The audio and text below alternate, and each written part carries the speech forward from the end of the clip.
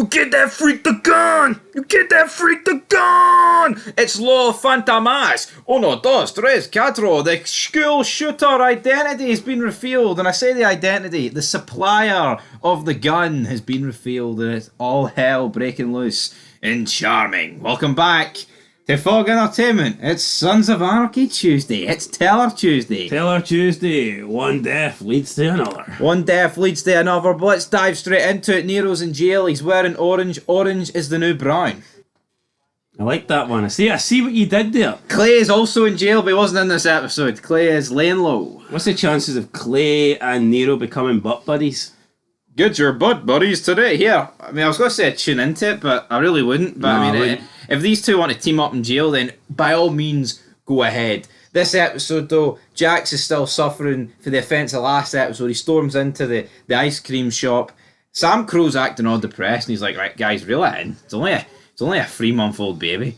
And Chiv's like, brother, look at the newspaper. And he looks at the newspaper. It turns out that the identity is revealed. It is the Bizlats and the Sons being blamed for everything. Oh, shite. Shite, we folk this shit tonight, brother. We gotta lay low, brother. We gotta lay low. Papers are getting wung about.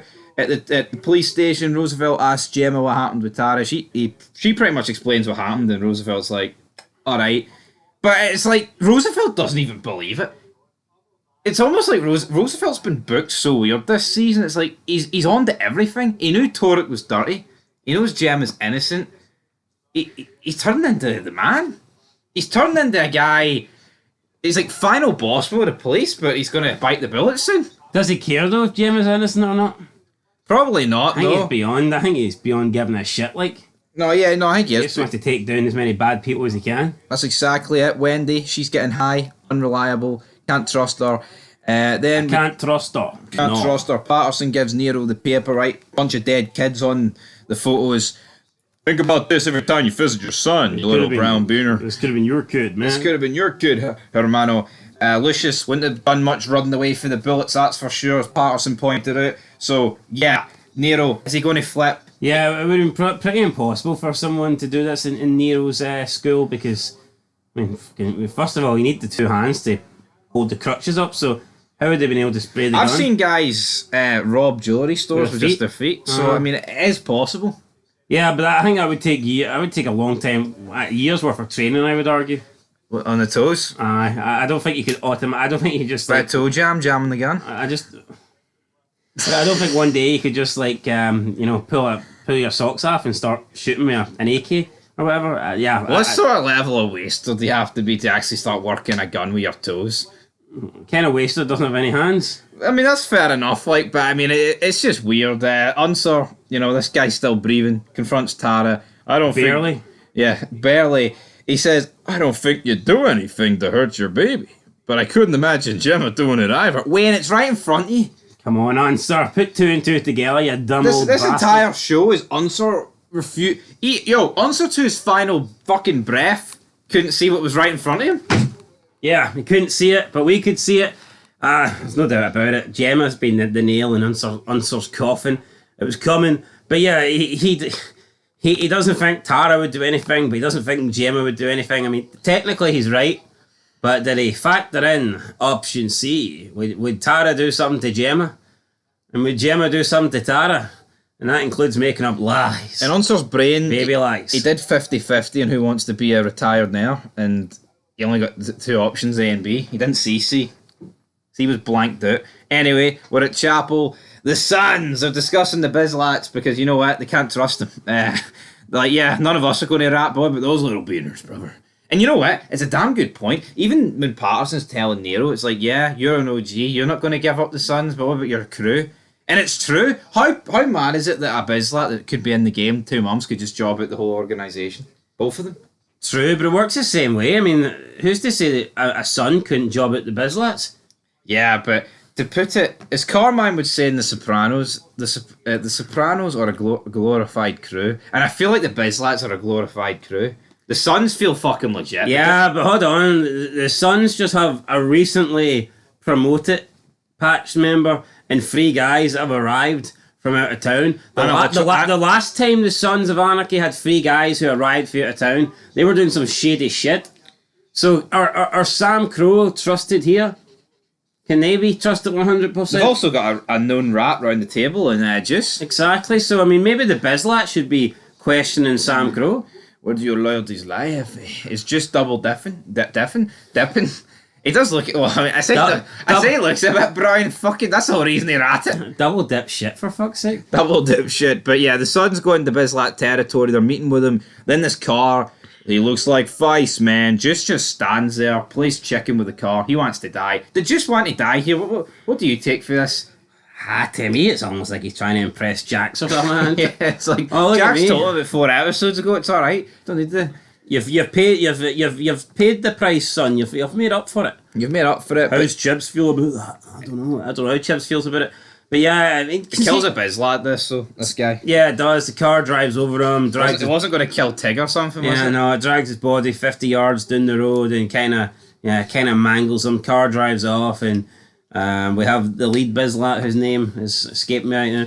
But he's like, God damn it, get a hospital. And Jax is like, here, get a fucking bin bag. This guy's toast. Get a bin bag. This guy's dead. The driver looked Hispanic. May as well just cut forward to it. Patterson is pressing Borowski for the information on the shooter. Jax and the Bizlats then go to the shooter's house. The Bizlats are pissed. They want blood. The guy just killed one of their men. But then Sam Crow like, oh, but his son died because of us, man. It's like, yeah, but these guys are criminals, right? Would the Bizlats really care if they sold a gun that caused a school shooting when they've just lost one of their own to the guy? Even though I mean, I know the Sons are like anti-heroes, right? They're not fully blown scumbags, but the Bizlats, I would say they've far less morals than the Sons. So why would they really care about that? They've lost the guy because of this guy. Well, they don't really care. It's more Sam Crow and Jax that care. You want to kill the guy? House full of evidence. Truck's parked outside, dude. But that was a pretty good line for Jax. Yeah, I know it was a pretty good line, but again, it's easy for Jax to say this, but what if the shoe was on the other foot? What if it was Opie or something that got ran over? Would Jax just be willing to let this go? Walk away? Yeah, it's almost like kids are just treated in a different light, and women in this show. But again, I mean, they killed the prison officer's wife, didn't they? Jack's like, collateral damage. Why wasn't this collateral damage? He had to go. Yeah, because he killed a Bizlat, not a son. If this guy ran over a son, would Jax have been like, well, we'll let him slide? We'll let it slide. Probably not. Gemma and Unser talk. Unser says you get 2 ways, darling. You've got the bumpy way, which eventually leads back to those boys, or you've got the way where you die alone just like me. Unser likes whipping out that line a wee bit too often. Like, I know, Unser's a little bit depressing, man. It's kind of, well, I mean, he's talking truth, I guess, but still, come on, Unser. Stop talking about death. Stop talking about You've still got another season to go, you're alright. Bobby tells Tara that Sam Crow doesn't have a chance without Jax, and if you job out Jax now, then we're fucked. Yeah, Jax needs you, we need Jax. We all need each other. A bit pathetic. Wait, what? Hold on here. I think Jax has done a good job in trying to lead Sam Crow in the right direction, right? And I'm not saying he hasn't. But has he done anything that Chibs or Bobby wouldn't be willing to do? All these shady side deals that none of them fought it for, probably. Well, they didn't. Well, first of all, I mean, they didn't know shit about most of it. No, they didn't. But what I would say is, I think Bobby's got a point here. We see how quickly Jax goes off the rails in season 7 without Tara. So yeah, that's not because Tara left him though. Yeah, I know. It's a bit different. Like, I mean, Tara got fucking, spoiler alert, taken out. Someone did say they wanted. Can we get more spoilerless reviews? We'll try and like not spoil anything further ahead. But in terms of what happens in the actual episode, if you're tuning into a season 6 episode 8 not wanting spoilers of a review, I don't know what you're doing, man.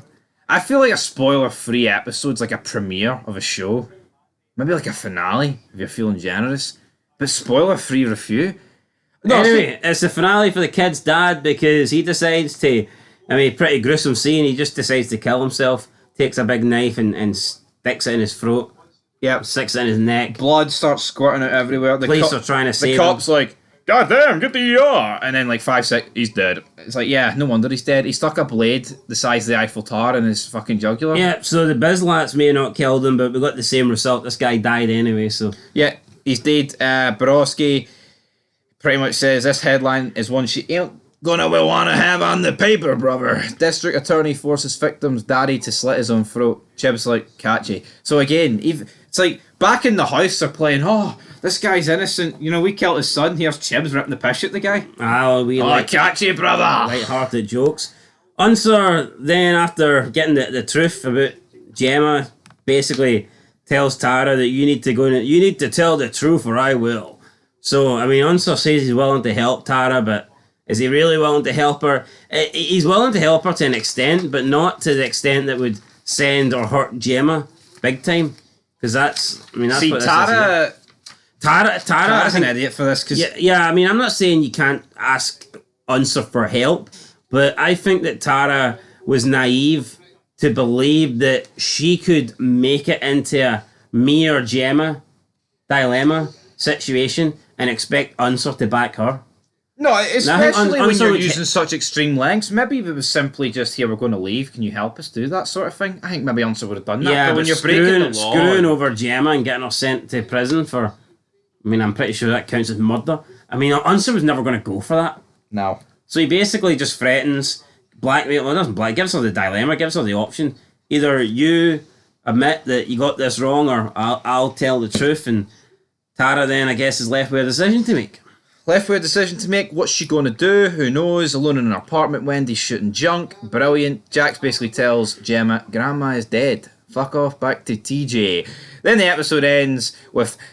Well, we got Nero. He gives himself up, and then Patterson's like, no, actually, Torek killed Aaron Byrne, and then just shows him more dead kids. Brilliant. Nero's free to go. He's going to be free out in the street. Yeah, Nero's willing to reveal the source of the gun. She thinks that he's given up Sam Crow, but he says, nah, the source was me, I say. So, yeah, Nero willing to take one for the team. Brilliant for him. Jackson returns home, tells Tara, I want back in. I want Patch back in. I need my full rocker, brother. I need my family. I need my wife. So Jax wants back in, but he doesn't know that Tara's pretty much already floated Mr. Mayhem on Jax right here. He's been stripped of his custody. Yeah, he's been stripped of all his privileges and all his patches and all his cuts and every little thing like that. We then end the episode with Montez, West, and Quinn going on a massive three-man mission. Oh, wait, that doesn't happen. The three of these guys don't do shit, okay? They're still sitting in the ice cream shop, eating ice cream and fucking Smarties with probably strawberry sauce. The blue ones? Put on top. I mean, to me, I get it. Quinn is, he's former Nomad president. Former Nomad president, right? But let's be honest, West doesn't have long left on this planet. They needed to do something to make you care about this guy, unless the whole point was, here, we don't really want to make you care about this guy. Pretty sure he helps Bobby go to the toilet in like an episode, doesn't he? Helps him take a piss. I mean, how embarrassing is that? Again, that tells you everything you need to know. Is Quinn doing that? You say you want about Quinn. Quinn's not doing that. West feels like he should have been patching in as a prospect. Yeah. And not a fully patched member. It's weird though. I feel like prospects are like young. West looks about 45. Yeah, but West is like a Sunday League Sam Crow member. West feels less important than Rat Boy. No, he does. Time don't mean shit. I know these guys could float it in. They could have literally went, nah, fuck, I don't want Rat Boy. Anyway, that's it. I thought it was a fun enough episode. Yeah, it would have been awkward when it came to the Rat Boy float if one of the new guys says no to him. It would have been, but yeah, I thought... Jack was like, right, hand in your patch. Hand in your patch. I thought it was a fun enough episode, but again, it was alright. It's good. I enjoyed it. What are you giving? It was good, but it wasn't great. I'll get a 7 out of 10. Yeah, we'll get a 7. 7, right on the money. We have got how many episodes left? 5. Season 6 is looking like the weakest so far. I think in terms of averages, it probably will work out as the weakest. Yeah, to me, there hasn't been... Loved the episode where Galen obviously killed Filthy Phil and Fee Lynn. Make sure to check out that video. Is he the worst patched member of all time? We put it up for a poll. Yeah, it could very well be. But I just feel like the majority of this season has been good, but not great. And up to this point, we're used to getting great. We are. But I think, naturally, the last couple episodes of the season will boost the average rating. But anyway, we'll see you tomorrow for The Walking Dead. But until then, peace.